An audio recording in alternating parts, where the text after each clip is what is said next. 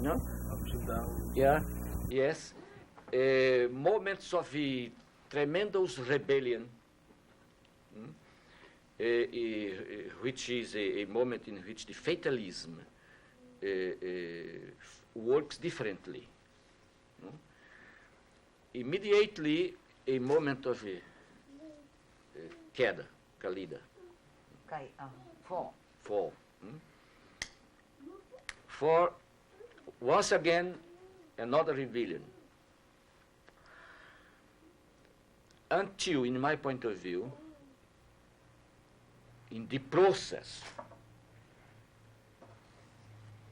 the people will arrive at a moment in which the rebellion consciousness will be replaced little by little in a revolutionary consciousness. Because there is a fundamental difference between both this kind of consciousness. And until today, I think that the most aspect of the rebellion is rebellion, not yet a revolutionary consciousness. But we don't create revolutionary consciousness through sermons, through workshops, and through seminars.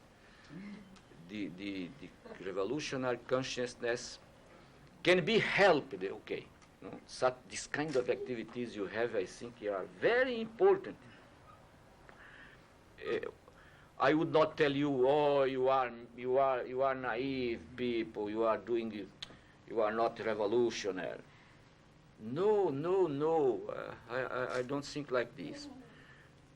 First of all, I think that we do what we can do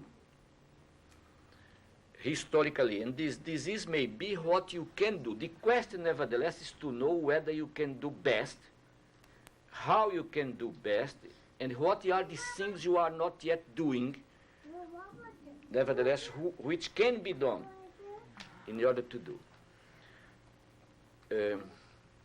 And in this process, you also will change yourselves. The consciousness does not change by itself and inside of itself. It is idealism in the philosophical sense of the word. Consciousness changes in the conflicts. The conflicts are the midwives of consciousness. And sometimes many of us Christians try or attempt to have the tendency to avoid the conflicts as if it were possible. It's not possible. Instead of denying the conflicts, I have to become engaged in the conflicts. And then I have them as the midwives of my consciousness. I reshape myself in the struggle and not in the seminars. The seminars, okay, can be sometimes a very good starting point. But after the seminar, we have a long, não sei se está certo. Journey? Yes, long way to go. Yeah, way to go. No? In which many of us caminho en el cual muitos de nós outros se sentem arrependidos. A road that in which many of us decide that we don't want to continue. We have changed our mind and want to get back. Because in order to make history, we have to pay some cost. Some of us pay a higher cost. Some others pay less cost. But it's impossible. I don't like to use this expression because it has to do with money. But não se hace história gratuitamente. You cannot make history free. Free of charge. You have to pay a price. There is a price. pain, exile.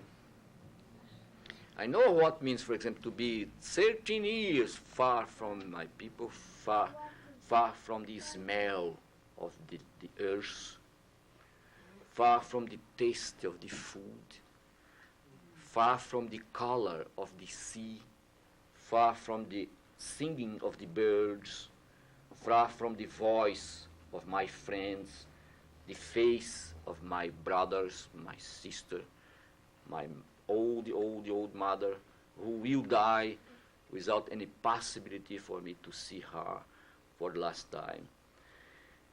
I know what means that individually, you know?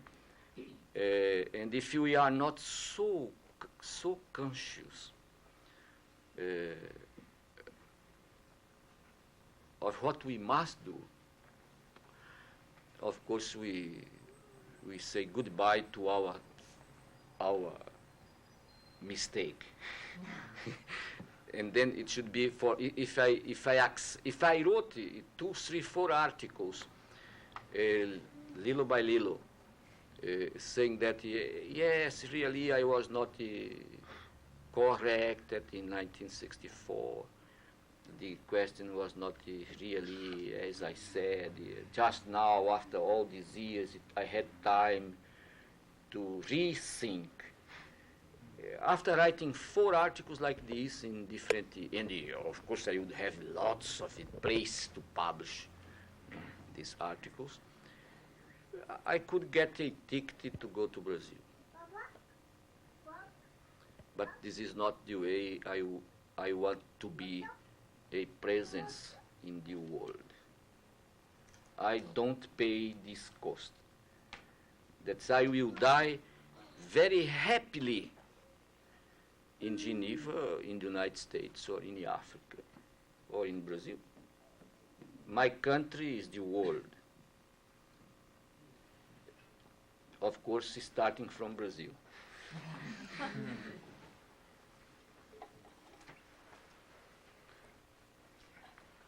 You mentioned Yeah. you mentioned going really consciously making that choice, so you knew the kind of costs.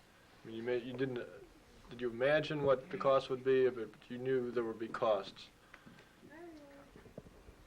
Look, I have the impression that yesterday the young Brazilian said something very interesting concerning Guevara, Fidel. He said that Guevara before never could think of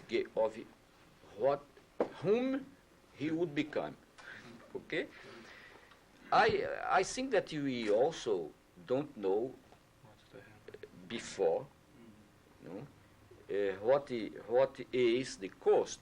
Nevertheless, we have to know that we have to pay, that we can pay. No, that is. I think that we have to be more or less aware of that, in order not to be surprised.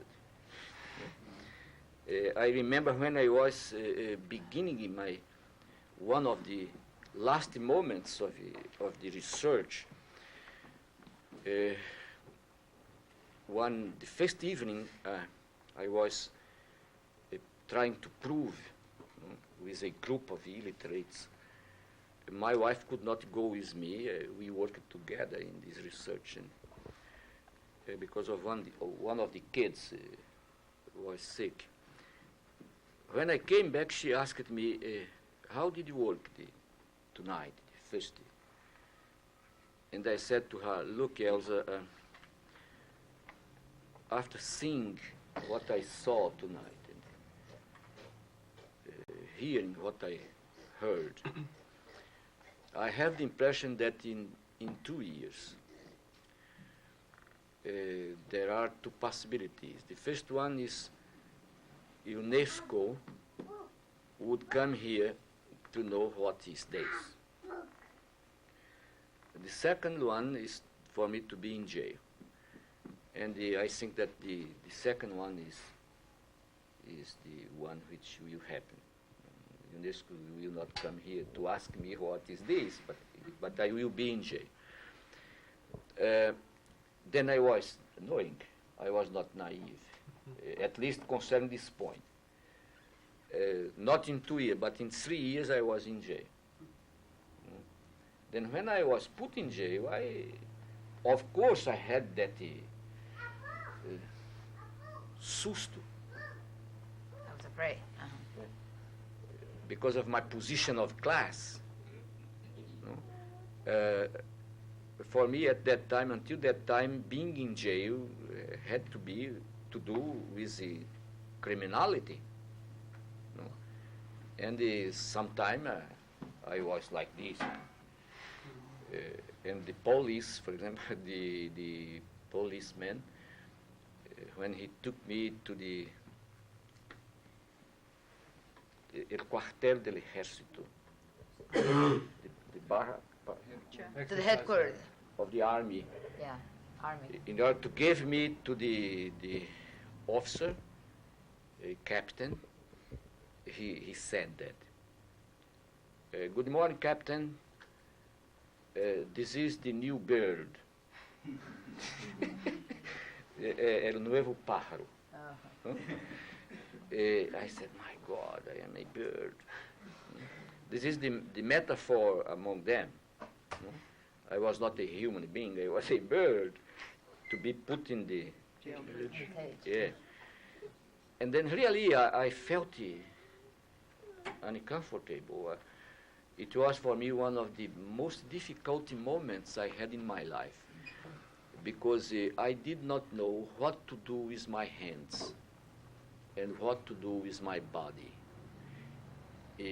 For example, I did not know whether I should be like this, because if I did that, maybe the officer should think that I was making a joke, provoking him, because I am not a soldier. Why are you like this? If I did that, maybe he could think that I was provoking him because I was not like this. You see, that is. And one of the most difficult things which we can have is not to know what to do with our body. This is the moment in which we discover our body. No? And I had a tremendous experience. I said to myself, look, I am not only intellectual. I have also this thing. Then it was necessary to be put in jail when I was 39 or 40 years old to discover my body in a very critical way, because I have made the other discoveries of my body. Okay, my friends. Might be a good idea to take a break for some coffee, and there's a restroom around that way. Why don't we take 5 minutes? Students, technocrats in training kind of thing, and being very perplexed and confused as to what we could, to use one of your terms, resituate from your pedagogical insights in the third world here into the first world. And I wondered if you have struggled with that question also, and if you could share some insights on that. Look, this is one of the constant, permanent central points which people in Europe have when they invite me to participate in the weekend seminars.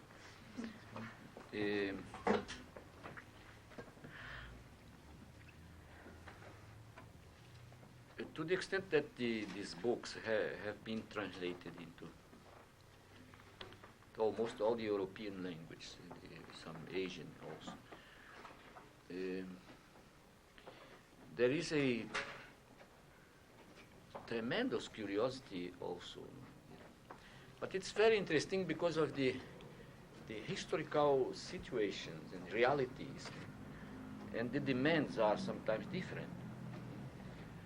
For example, in Germany, they study a lot these books in seminars, at universities, theological seminars and the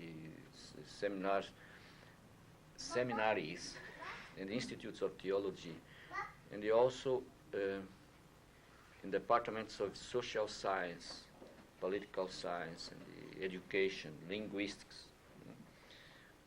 And from time to time, I am invited to go to discuss with the teachers, the professors, and the students. It's very interesting because the Germans have a very, very theoretical mind, and they study very deeply the text. And every time I go there for such a kind of a meeting, I have the impression I am being submitted to an examination. They say, for example, look, Paulo, on the page 25, you said that. He read. But on the page 94, you said that. Is it a contradiction or not? And then I have to explain if it is or not. But there are also in Germany groups working with people in grassroots. The kind of seminars with this group is different. No? If I work only with the students at the university level, the academic level, the question is theory. But when I discuss with those who are working directly with working class, for example, migrant workers, foreign workers, the questions are different. The same thing in Holland. One month and a half ago, I had a week like this with different groups. And some of them began to re-theorize. And unfortunately, I cannot read. But one of the women I met last time wrote a book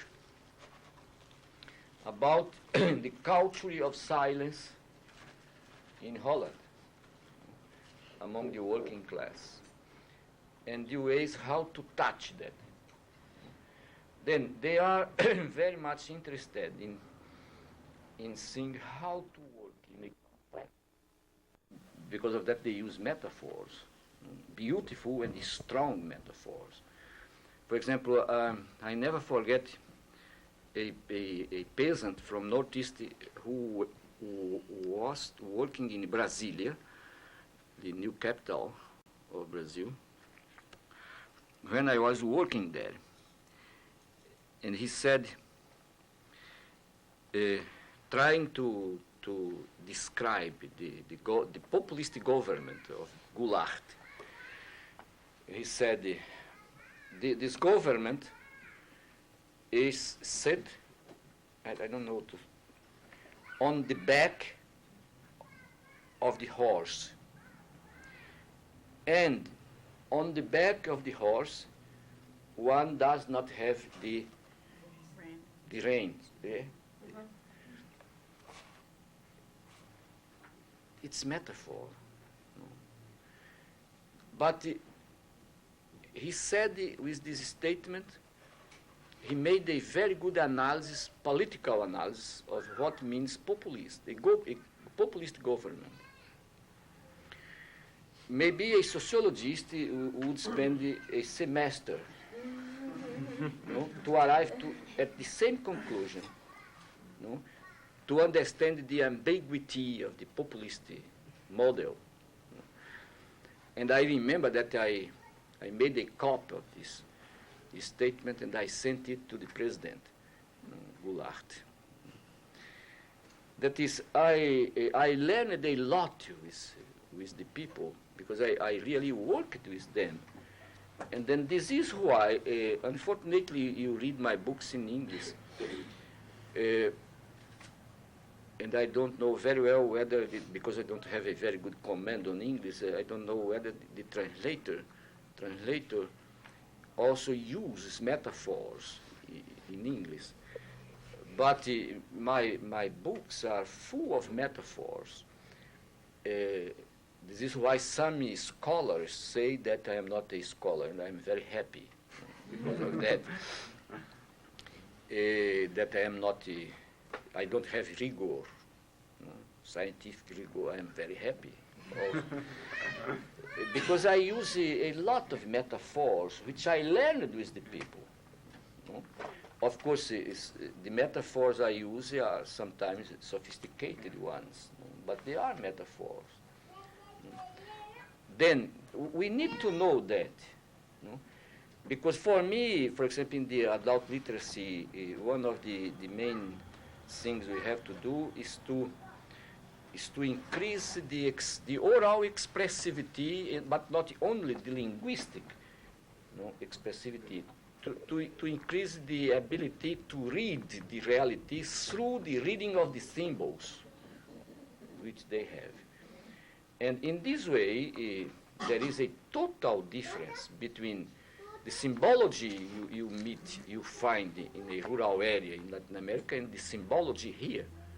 Here, the symbology is technological, eminently technological. There is natural. Here we lost almost the meaning of nature. And it was told me some months ago that in São Paulo, now, there is a house, a kind of a live museum with animals, small,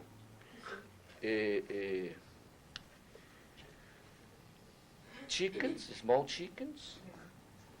In Portuguese we say pintos, insects, to show the children who live in the apartments, in the buildings. They don't know chicken. In São Paulo, it's Brazil, not the United States. You can realize here. I remember when I lived in Cambridge, someday I asked a man in a supermarket, look, do you know where I could get a chicken but alive?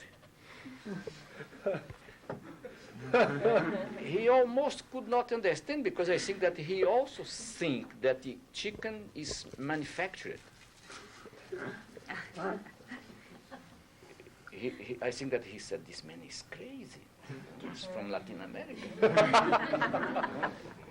I said, no possibility. I said, okay, thank you very much. But why do you want an alive chicken? I said, no, it's a curiosity.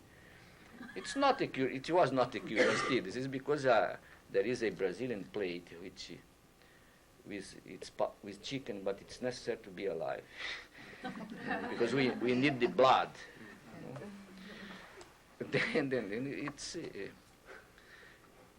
but this question of language is very, very, very important, since we have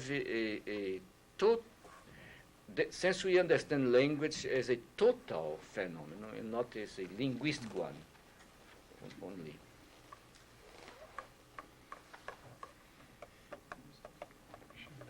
The murals, here are the artistic language with a strong communication. Since last night I'm making propaganda of the book by Weber and two more people.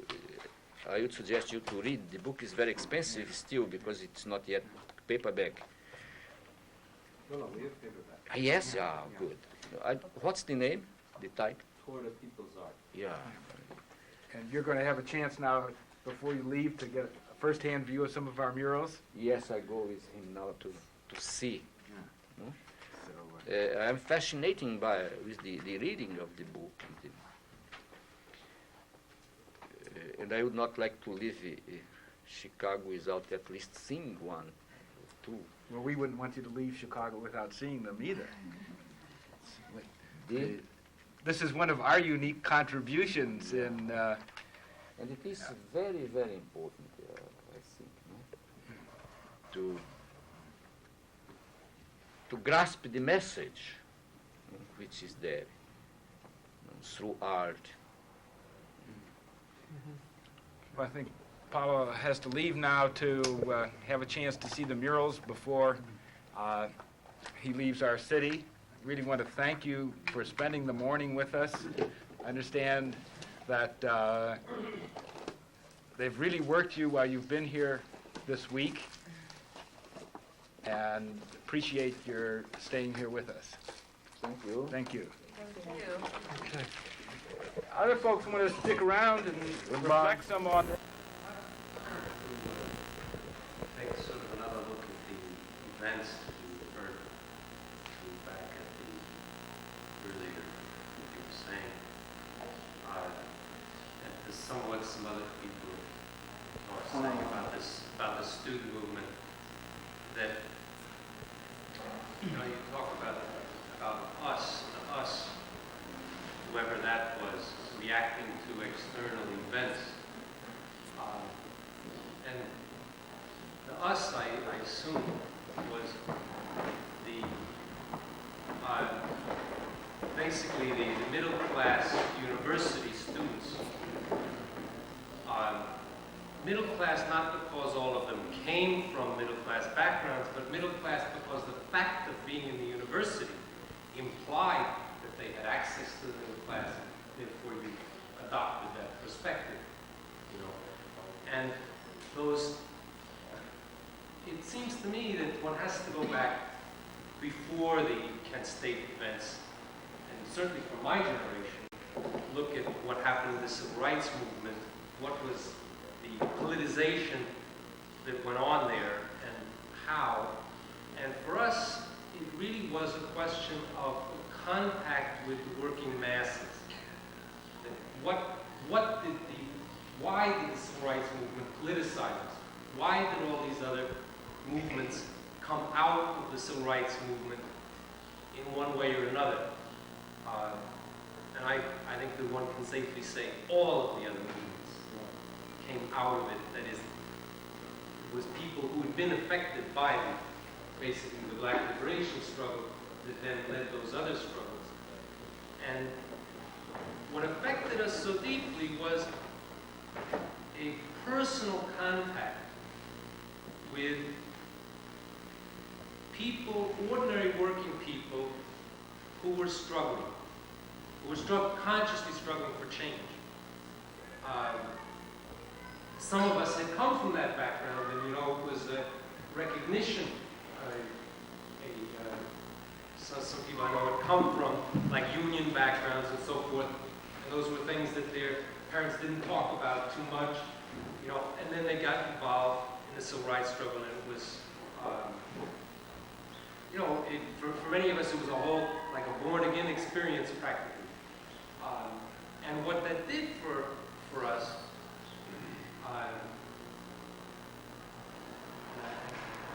is really that one of the things that it did was it changed us, and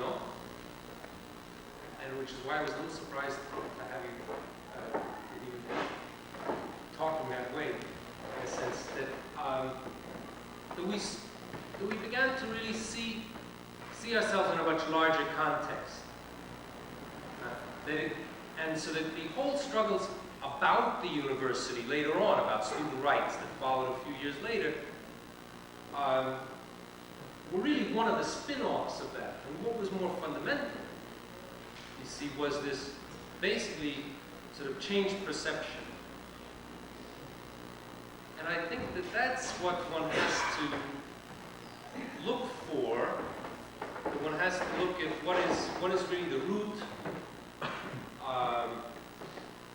of change. When we talk about, let's say, people's isolation, when they talk about our own sense of isolation at times, our own sense of getting a little tired, it's a little harder now, we've got kids and so forth, right? A lot of folks my age anyway, you feel like you don't have quite the energy, you had 10 years ago, that kind of thing. And you noticed a lot of other folks that were right with you, 5 years ago, they're not there anymore, right? And there's other people, and you're not sure if you are going to commit yourself in the same way to them, all of that. And then you have to go back to the root. What was the source of energy? What was the source of that change consciousness? And that was contact with working people, ordinary working people, the non-university people, in struggle, who were struggling to change things. Now, and I think that we have to accept that we're in the midst of the most powerful, best organized, best equipped, richest capitalist state, imperialist state, oppressive state in the world, that the system that we're up against has enormous resources, enormous power to buy people off, to harass them, to wear them down, to co-opt them, to do end runs around our maneuvers and so forth, that it's going to be there for a long time. We're going to have to live with it and use it whatever way we can. But then during that long period, and there have been like ups and downs, there have been in the past many periods when things were quiet, relatively, where there wasn't struggle available on every street corner. See, things were real easy in the early 60s for people to make contact. Because it was right there. And it's not so available right now. But it's still one has to remember what is the root. And they're really serious about keeping that energy, and helping another generation to remold themselves in some way. Then, that's the key. I think to try to provide that a younger generation with similar kind of experiences, even if they have a little different flavor because the times have changed. Provide them with similar experiences of getting back to the basic source of energy, which is, the people, of course. Really basically, working people. And when I say the working people, I mean that in a little stricter sense than some people say. I work for a living, but I'm in a sense in a whole different situation in life. I have my university degree. I'm talking about those folks, in the factory, or the farms, in the lower-paying service jobs, who then basically reservoir humanity. That's where the source is. I think that has to be fundamental how thinking about education and thinking about our lives.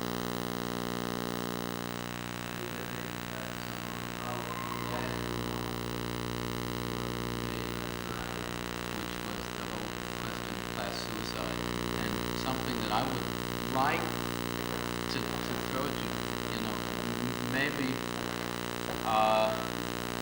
there is a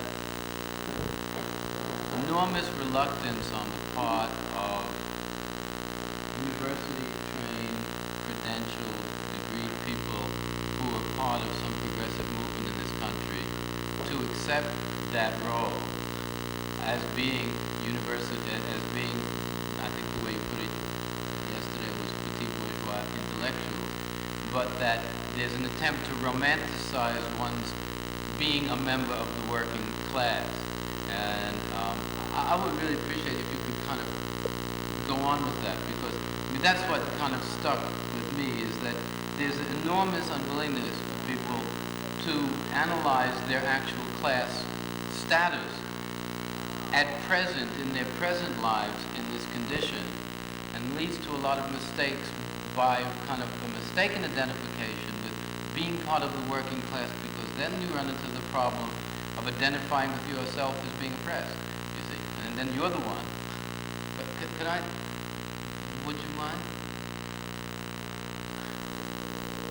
That's not a question.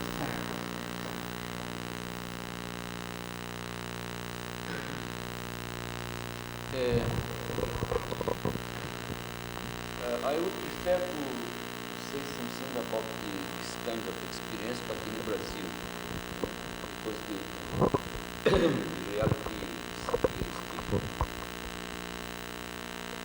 I know I have some friends, intellectuals, revolutionaries, who had some kind of experience like in a certain moment, almost romantically, they changed it, they got another name, and another identification, and they went to the factories to be workers in order to know what it means to be worker, to make the revolution. But generally,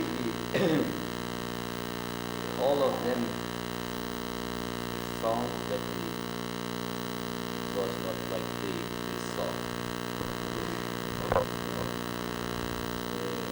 Of course, they did not stop being revolutionists, but they went beyond the first moment, the romantic moment.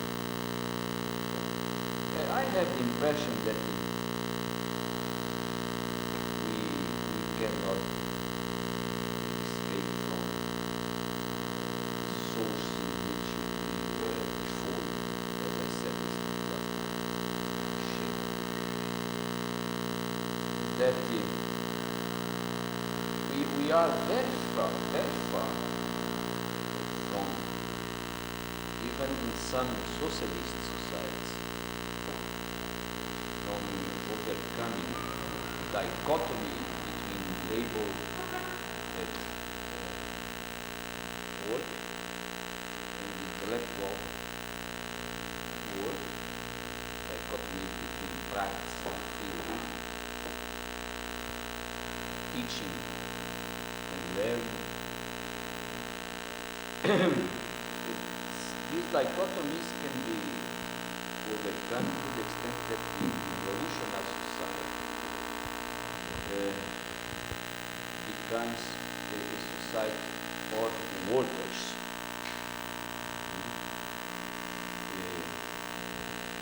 in which no more difference between so-called intellectuals and the world.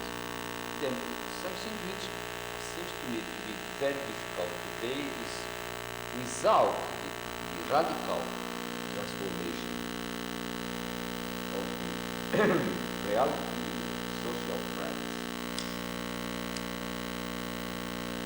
We do such a change. Nevertheless, it's absolutely necessary for the intellectuals whose choice is this one, the revolutionary one, to think of that and to try to begin in some levels at least to make the class suicide which Amilcar Cabral suggested and did in a very deepened way.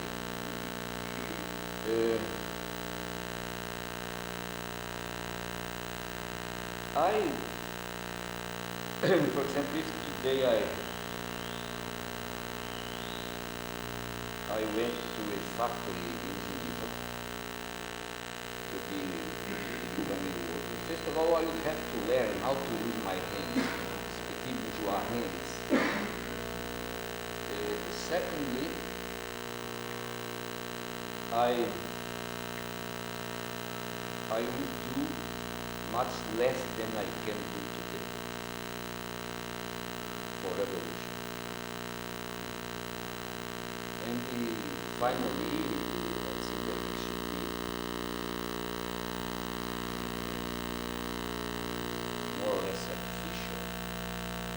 The question for me to know is to know with whom I am today. By recognizing my position of class, which I try to overcome, and what means for me what I am doing, and to see what are the possibilities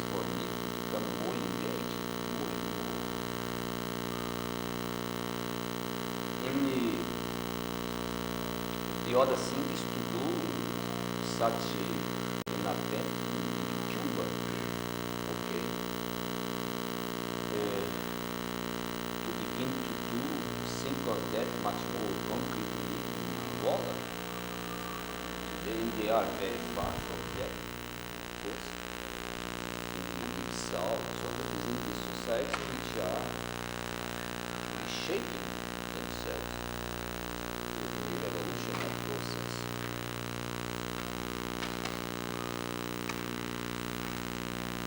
How I see it.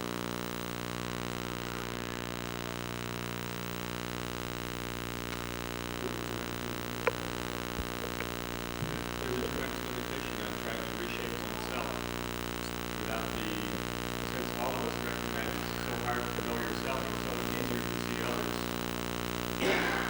that it's only really with the aid of comrades who share your vision and who are working together and can see what you do, can actually, in a friendly way, show you in which way your actions still are those of the bourgeoisie, still are those of the individualist.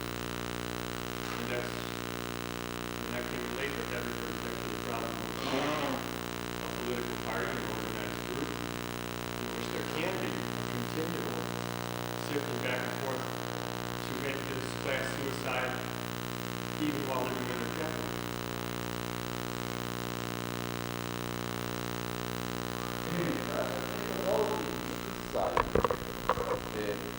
Cannot be made in the intimacy of our consciousness. It has to be done. I have to ask you to forgive me for my English. Sometimes I say do, sometimes I say make. I never know, but you understand. It has to be done in the revolutionary practices. Not in library, in the revolutionary process.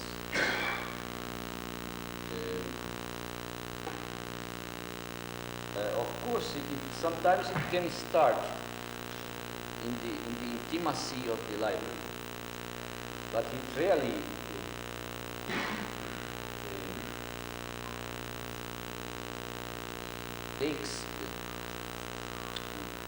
becomes concrete in the communion, not in the spiritual way, meaning with the oppressed class, in the engagement. it was precisely how Cabral, Amilcar Cabral, did in himself. Because of that, he talked about constantly about what he used to say, to call re-Africanization of the petit bourgeois African petit bourgeois intellectuals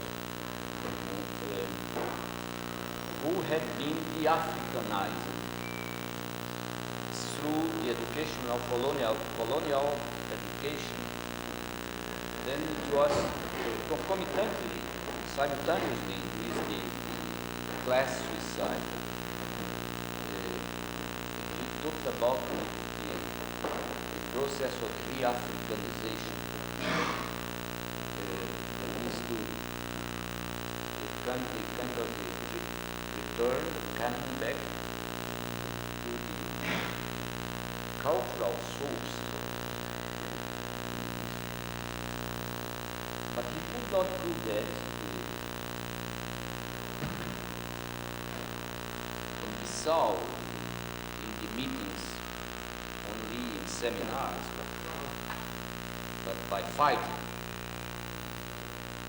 by becoming committed to the struggle.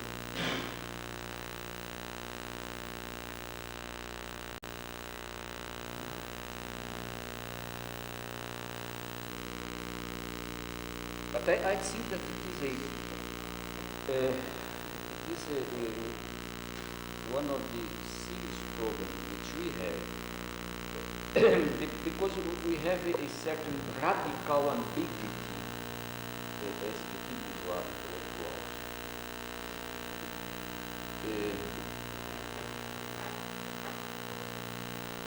and many times I observe a contradiction between, for example, the verbalization of the choice and the practice. There is a gap, there is a contradiction really. Orally, I have a revolutionary speech, but afterwards I go to the mass, to the working class, and I don't believe in that. And I have heard, for example, lots of times, not only in Latin America, but also in Europe,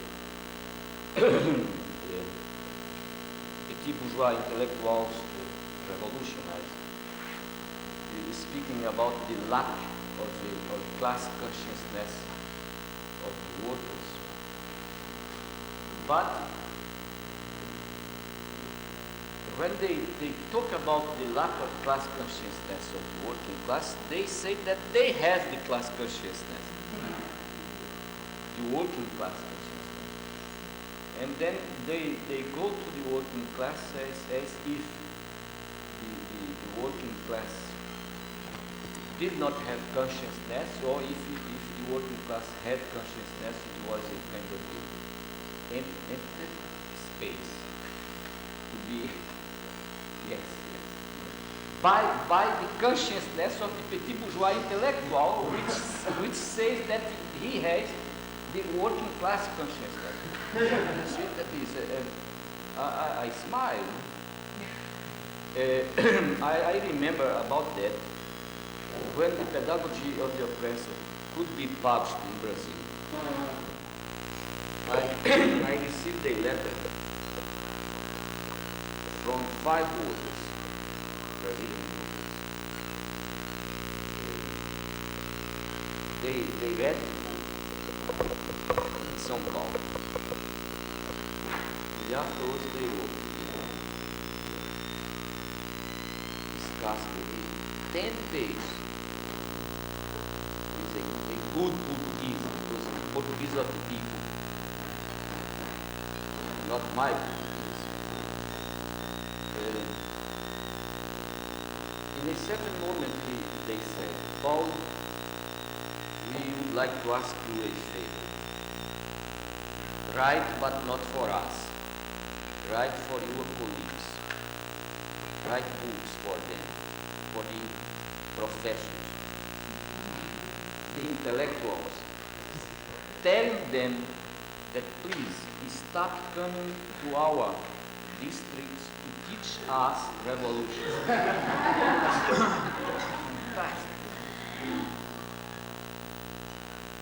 That is, I am not saying that the bourgeois intellectuals don't have many things to do. On the contrary, for me, one of the problems which we have in revolutions today is that the bourgeois intellectuals are absolutely necessary, but they also are tremendous obstacles to revolution. We are, I am saying they are. Then, for example, I never wrote that, but here I can say this. The more a society has a great quantity of petit bourgeois intellectuals, the more far the society is from revolution. Nevertheless, it's necessary. This is the problem. The bourgeois intellectuals are absolutely necessary in the process of revolution. But we are so ideologically conditioned that we need really to make the class suicide. I think that this page about that which Cabral wrote are very, very and the question for us is to know whether really we do that. We want make this suicide, without which I think that we frustrate the process.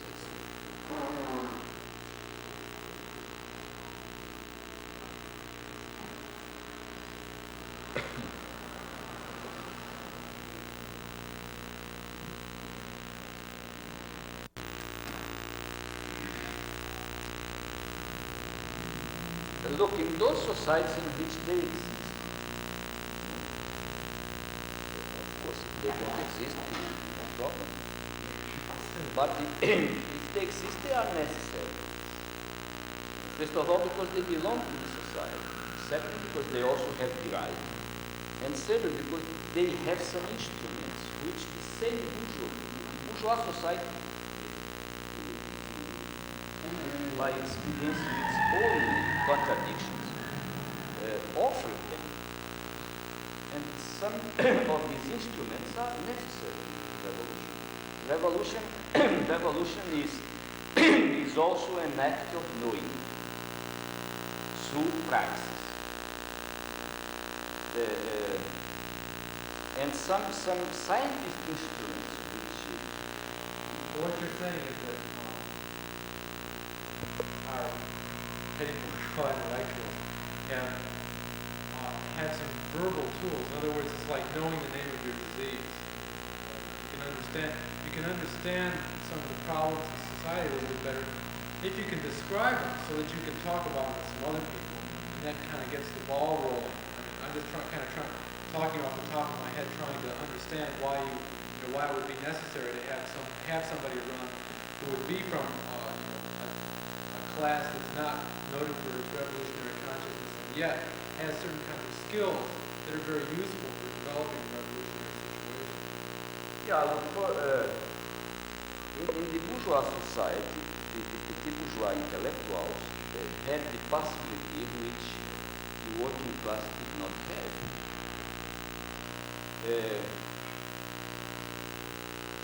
To the extent that these petit bourgeois intellectuals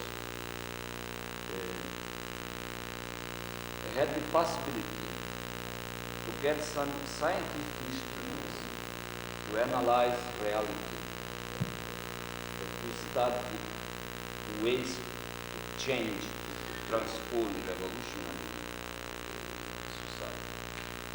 They are really important. If you look at the revolutions which we have had in the world, you discover the presence of the bourgeois intellectuals.